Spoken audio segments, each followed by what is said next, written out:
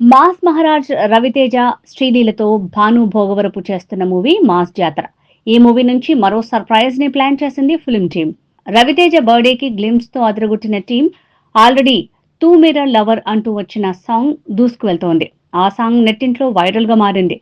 ఇప్పుడు మరో సాంగ్ తో ఈ మూవీపై హైప్ పెంచేందుకు సిద్ధమైందంటున్నారు. ఇక ఈ మూవీ రిలీజ్ డేట్ కోసం ఫ్యాన్స్ ఎదురు చూపులు కూడా ఎక్కువయ్యాయి. మరి రిలీజ్ డేట్ పై ఎప్పుడో క్లారిటీ ఇచ్చేశాడు ప్రొడ్యూసర్ నాగవంశి.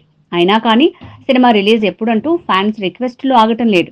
ఎందుకంటే నాగవంశి చెప్పిన డేట్ కి అంటే మే 30న Vijay Deverakonda movie Kingdom release ని పోస్ట్ పోన్ చేసి జూలై 4th కి రిలీజ్ ని కన్ఫర్మ్ చేస్తే మరి జూలైలో రిలీజ్ చేయాలనుకున్న రవితేజ మాస్ జాతర మూవీ రిలీజ్ అవుతుందా అంటే కష్టమే అంటున్నారు.